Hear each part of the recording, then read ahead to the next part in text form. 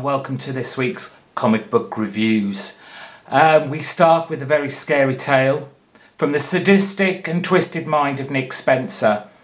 Issue 1 of Bedlam came out this week, and we are introduced to a masked, sadistic, twisted, evil, murderous, child-killing villain that is Madder Red. The story takes place firstly like 10 years ago, where Madder Red has just massacred a kind of auditorium of adults and children and is just waiting for someone to stop him. And that someone comes crashing through a kind of skylight a la Batman, but it's not. But it is some sort of superhero kind of affair. And then it kind of stops and we get thrust right into the now, where we have this kind of lonesome, very strange looking guy who lives on his own, making his way through his morning, and he's hearing voices. He's seeing faces. The face of Madder Red, the voice of Madder Red, with all its twisted, chaotic kind of tongue language. And it kind of, the story flops between the past and the present. We see Madder Red getting interrogated by the police, and the awful kind of moralistic deal that the kind of police have to weigh up. Basically what Madder Red has done is put bombs all around the city, and they're all kind of secreted, is a word we could use, around or in children. It's sick, it is, but it's good sick. Yeah, and so the deal is, he gives to the police is, kill me and save your children. If you don't kill me and you kind of take me to court and serve justice and all that kind of stuff, then I'm not going to stop the bombs and they will all die. And so you get given all these different kind of what looks like peripheral characters. Who knows whether they will make a go for like the main stage kind of thing, but it was a very intriguing first issue. Length alone of this comic book is worth your money. It's $3.50 and it's got to be at least 40 pages. There are no ads in this whatsoever. It's a great deal. It's a great story. Nick Spencer shows he's much more suited towards kind of the when I say normal, everyday storyline rather than the superheroics of his like X-Men run. Sorry, I keep harking on about that, but it was appalling. The artwork by Rossmo just fits the book perfectly. It's what I call dirty art. It's kind of scratchy, it's untidy, it's done in a kind of black and grey monochromatic look with splashes and hues of red for those nice blood splatters that go across the page from every so often. It was a really, really good read and well worth you forking out just that little bit extra for a whole heap of horror.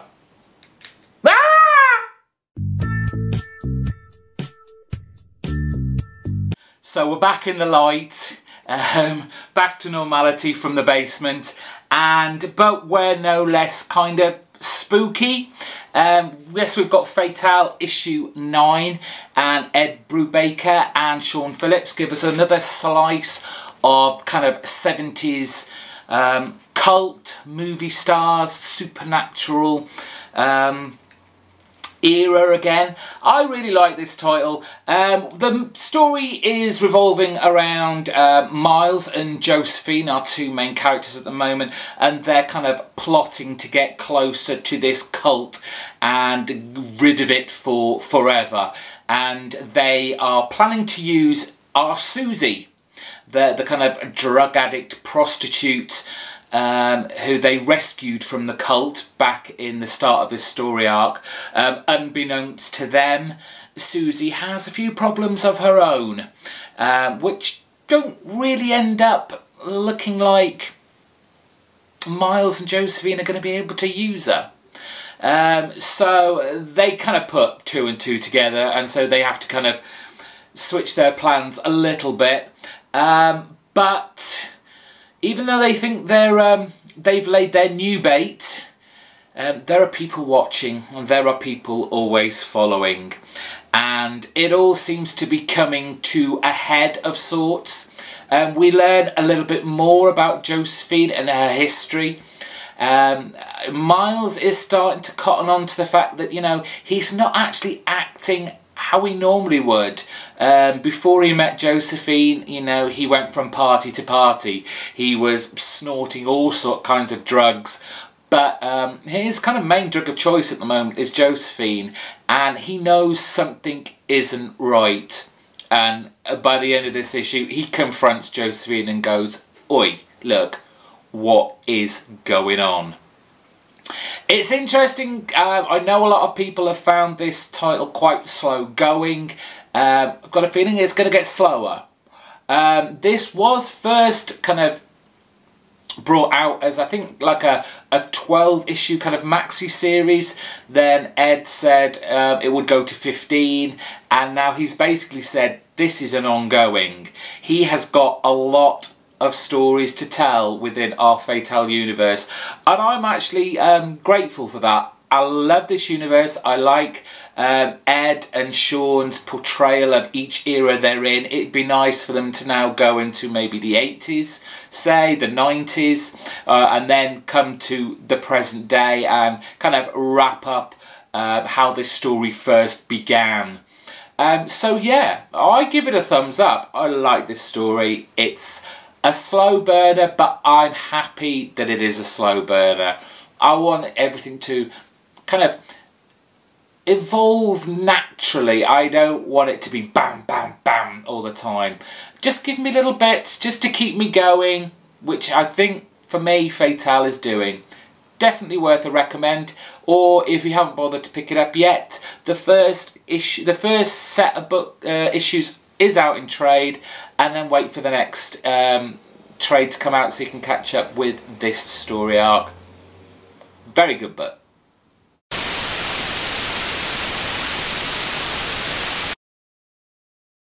Are you feeling down in the dumps? Always seem to be short on cash. Bet you love reading comic books, don't ya? Well, this handsome fella might have the solution to all your digital comic book needs. Just quote "digital for the win" in the comment box below, and you could win digital codes for all these Marvel comics. Good luck!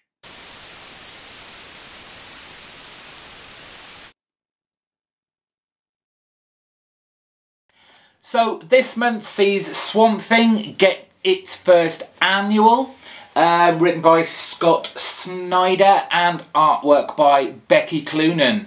We'll get back to the art towards the end of this part of the review. The story is a glimpse to the past. It's a little bit confusing to start with because, as it states right on the first page, this actually takes place kind of after or during the next issue of Swamp Thing that comes out next week. But the only confusion you kind of get is, why is Swamp Thing so big?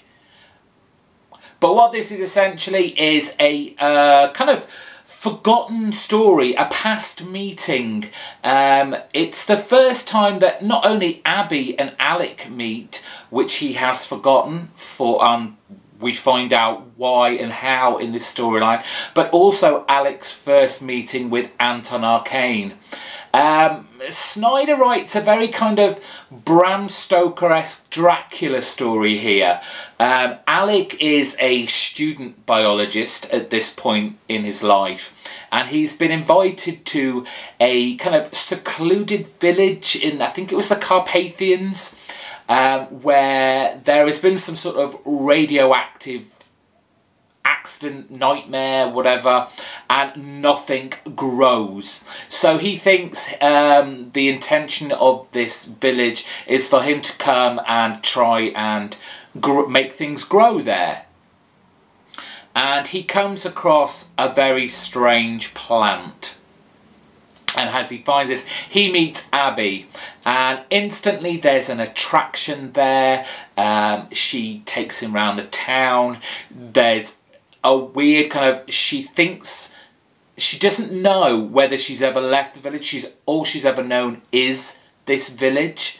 And it kind of goes the same for all the rest of the villagers. None of them, they believe, have ever left, though they want to.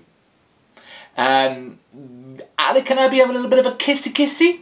Yes, he's a very forward young man, is our young student biologist, Alec Holland. But they do, Anton and Alec do meet, and there is a confrontation even. And fortunately, due to a nice little, what do they call it? Deus Ex Machina? Is that how they say it? I don't know. But because of something that Alec did in a previous few pages before it, the Swamp Thing, or an element of the Swamp Thing, comes to rescue Alec from Anton. It was okay for an annual. To be honest, I never expect much from annuals. Yes, this is Scott Snyder, so he does write a very entertaining and kind of enriches the kind of history and fills in a few gaps for us as a reader in this new kind of 52 Swamp Thing universe. Now let's get to the art. Now, there is no quarrel with Becky Cloonan's art. She's very hip, she's very indie, she has a style of her own. Now, whether it suits the mainstream comic readership, I'm not sure. It definitely looks different. All the characters definitely look younger, but I think that's a lot to do with Becky Cloonan's art. Whenever you see her, she's very good at portraying teenagers or those in like kind of youthful looking people, and obviously, like I say, she gives them that kind of hip indie look she likes to give. I like Becky Cloonan's art. Whether it fitted in with what we've previously had with Swamp Thing and people like Yannick Paquette, she does try her hand at the kind of very creative layout structure of pages a few times, maybe with a push there from Mr. Paquette. But still, overall, an okay to good annual from Swamp Thing. Now we're waiting to see issue 14 and how this all fits together.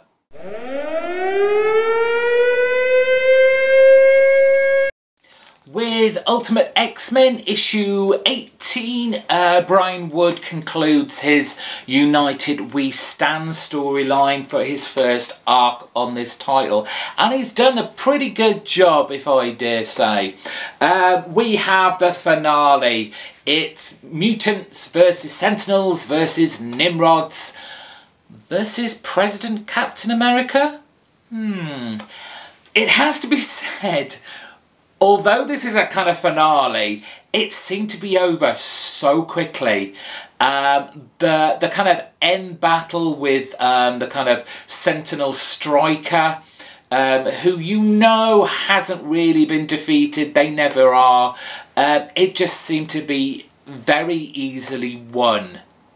Given the hundreds and thousands of these kind of Sentinels and the Nimrods that have kind of decimated America, for them to kind of be beaten so quickly and so easily by this kind of ragtag mob of who were firstly disheartened and unmotivated mutants, season's a little bit, oh, that was a bit too easy. But basically Brian Wood is setting up for the next storyline already, and this is obviously our President Captain America is coming to our mutant reservation with a deal. He's obviously giving them the land. You can have the land, but on the proviso that you offer the mutant cure to your population, and they can then take it and have a normal life.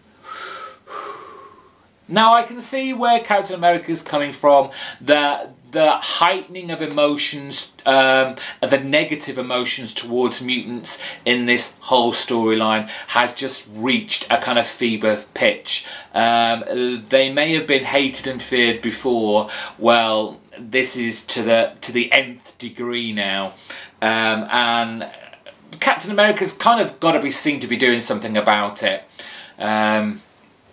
So there are some kind of nice, not touching moments, but there are the relationship between Kitty and Fury.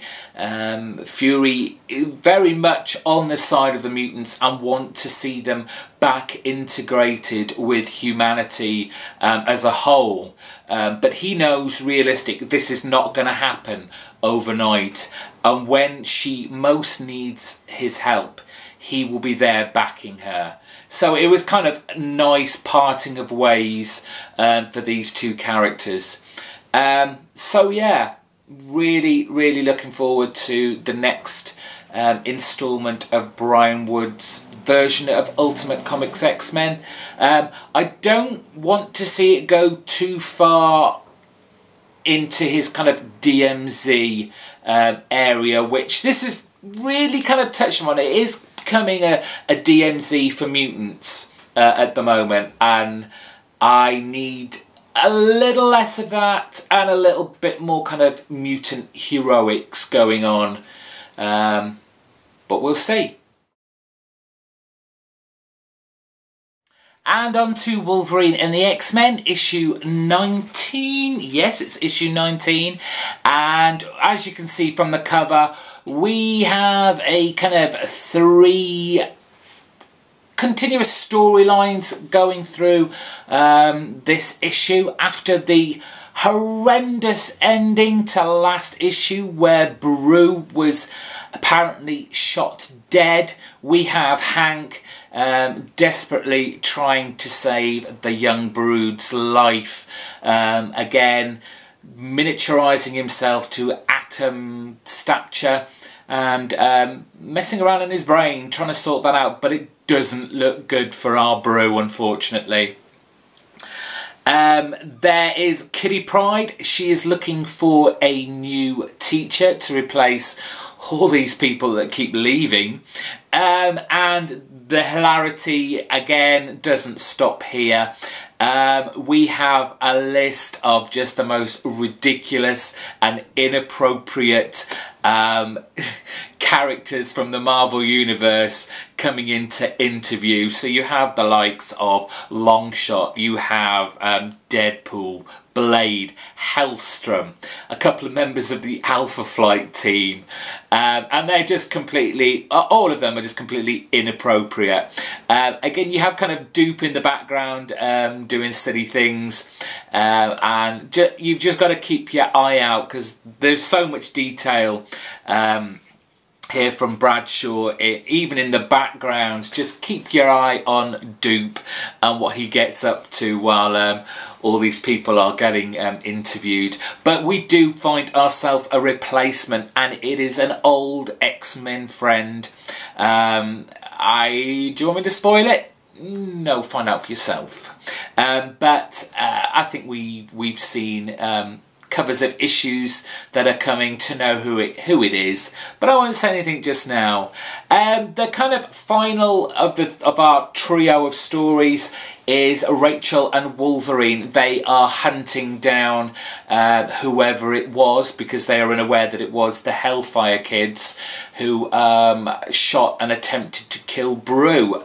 So they're going through Salem Centre, and you know, Rachel's doing her whole telepathic thing, Wolverine's doing his whole scent thing, and the Hellfire Kids have pretty much got themselves covered. They're not going to be found that easily and leave a false trail to rather an unsettling scene for Wolverine. I say there are 3 stories going through here. The kind of back end of this title leads us to what is coming, and that is a carnival circus of terror is on its way, harkening back to, I believe, early X-Force days, when it used to be Fun Kids with cable.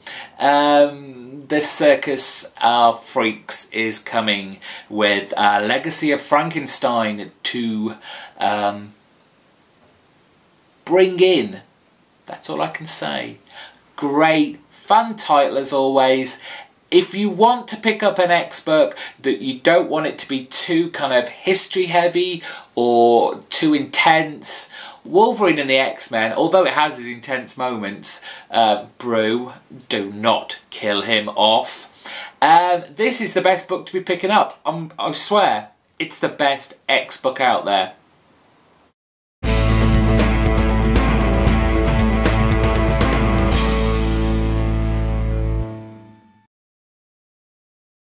So yes, my pick of the week was the other annual that came out. It was Justice League Dark. And for anyone who's been following this, we have our conclusion to the war for the books of magic. And wow, this did not let up for an instant. My God, the twists, the turns, the characters, new, old, Justice League Dark's kind of ranks swelled phenomenally. Any character that has been with JL Dark was in this. Characters now unfortunately cancelled were in this. Characters that have just begun in our new 52 are in this. And we have a kind of epic magic battle between our JL Dark gang and Nick Necro, Faust and all their kind of little minions. It was brilliant. Oh, I love JL Dark. It's just the best magic book. This kind of dark edge titles that they've got going. You just never know what is going on here, and you really should. You really should. John Constantine looks like he's going to be the biggest dick he's ever been, and yet you've got to remember, never ever try and con a con man. It just doesn't work. And while things strangely get wrapped up, it doesn't really. Are these books of magic really the books of magic? And where did Timothy Hunter and Zatanna just go? Oh, this was epic. Well worth your buck. Yes, it's a $4.99 annual priced issue, but the artwork by Michael Janin, again, lovely, glorious artwork, getting that kind of magic essence of the JL Dark. It's just really, really good. I had such a great time reading this. I just wanted it to keep going on and on and on. Not wanting to spoil the story too much, so I won't go over a lot of that. But please, please, Justice League Dark should be on your pull list. Let's not see this go the way of Frankenstein Agent of Shade. Let's not see this go the way of OMAC. No, no, no. Keep buying this title, people. And that is me out this week. I'm so grateful for everyone who's been subscribing lately.